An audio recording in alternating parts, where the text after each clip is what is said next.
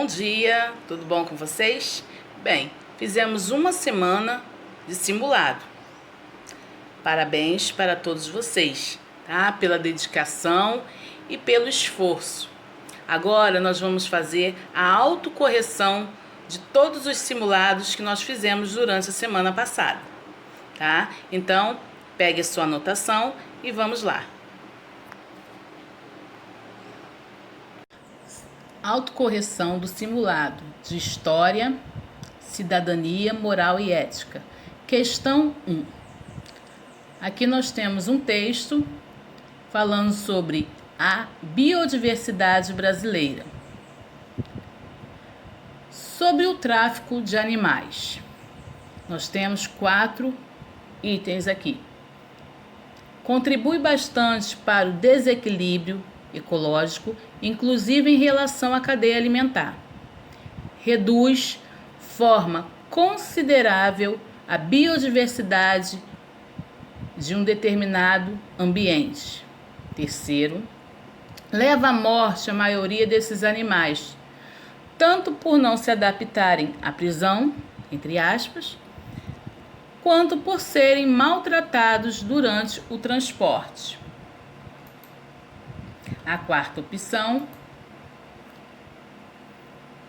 é permitido por lei, no Brasil, a criação de animais silvestres como se fossem de estimação domésticos. Marque a alternativa correta sobre o tráfico de animais. A alternativa correta é a letra B. As afirmativas 1, 2 e 3 estão corretas.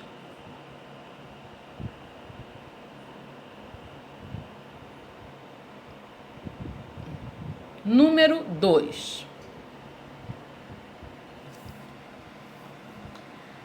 Vamos agora para a questão 2. Entre os impactos ambientais causados nos ecossistemas pelo homem, podemos citar: primeiro, destruição da biodiversidade; segundo, erosão e empobrecimento dos solos; terceiro, enchentes e assoreamentos dos rios; e quarto, proliferação de pragas e doenças. Assinale a alternativa que melhor representa os impactos consequentes do desmatamento. A resposta correta é a letra D. 1, 2, 3 e 4 estão corretas. Então, todas as alternativas, as afirmativas, estão corretas. Letra D é a resposta. Questão 3.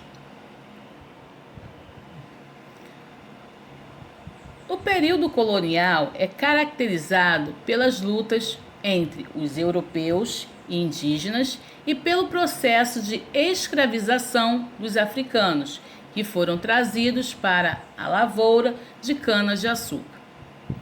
Marque a opção que corresponde aos acontecimentos ocorridos no período colonial.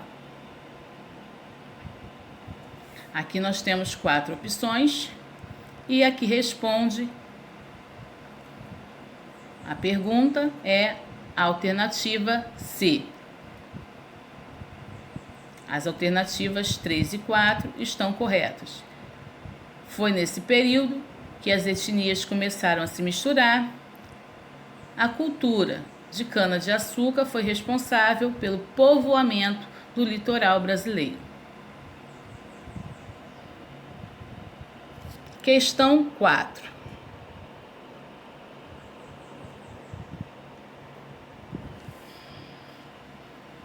A imagem abaixo é um mapa das capitanias hereditárias feitos por Luiz Teixeira, provavelmente em 1574. Aqui nós temos o mapa das capitanias hereditárias. Apesar do intuito de Portugal em utilizar as capitanias hereditárias como forma de garantir a colonização e o povoamento do território colonial, as dificuldades econômicas e de enfrentamento das populações indígenas impediram o sucesso das capitanias. Apenas 2 capitanias hereditárias conseguiram obter lucros e eram as capitanias de São Vicente e Pernambuco. Letra B é a resposta. Número 5.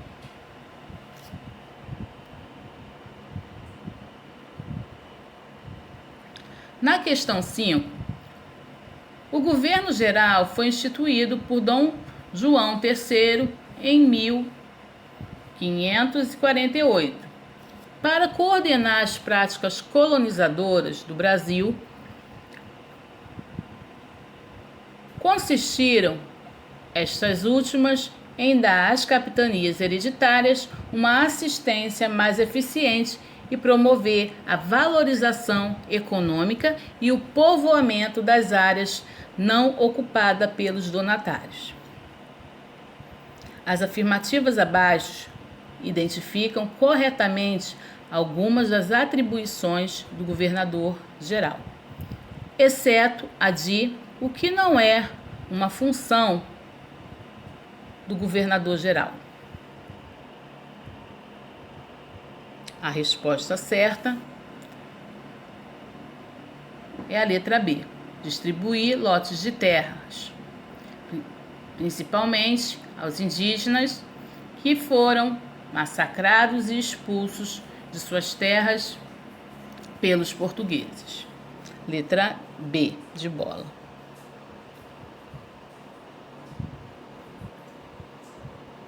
Número 6.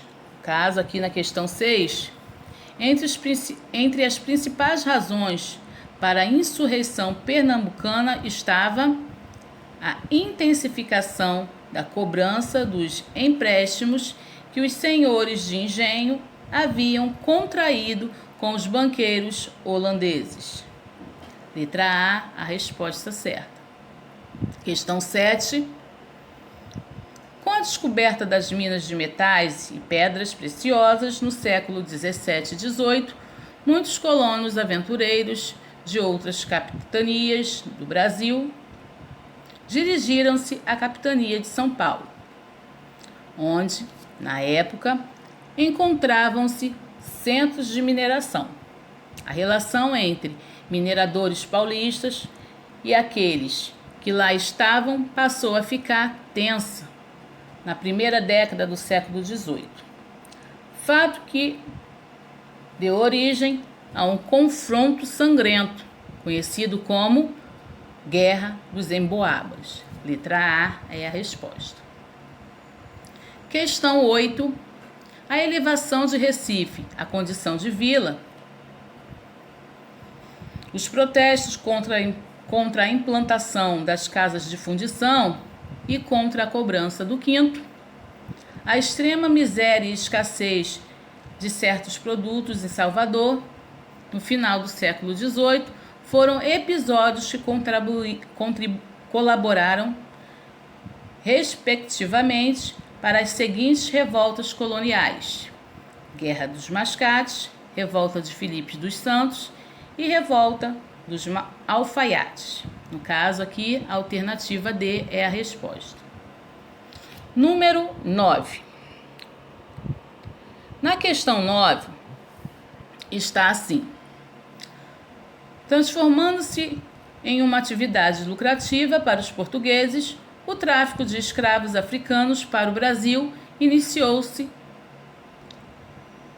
iniciou a captura, transporte, venda e exploração sistemática de vários povos do continente africano. Entre os séculos XVI e XIX, foi enorme a quantidade de pessoas retiradas de locais de origem para terem sua força de trabalho aproveitada em terras brasileiras. Sobre a escravidão no Brasil, é correto afirmar que os escravos só restava a rebeldia como forma de reação, a qual se manifestava através de agressões aos senhores e feitores. Das fugas, faziam corpo mole no trabalho, quebravam ferramentas e rebeliões que faziam individualmente e coletivamente. Resposta correta, letra B de bola.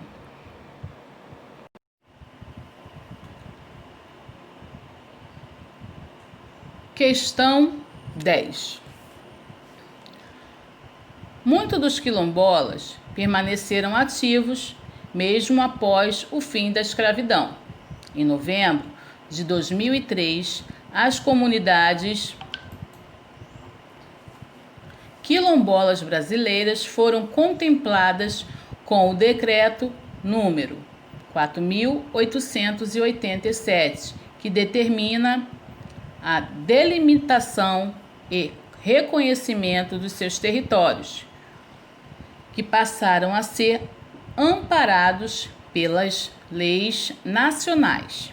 Diante disso, podemos afirmar que, atualmente, os quilombos são preservação da cultura e identidade negra do povo e de políticas públicas contra o preconceito racial. Letra A, a resposta correta.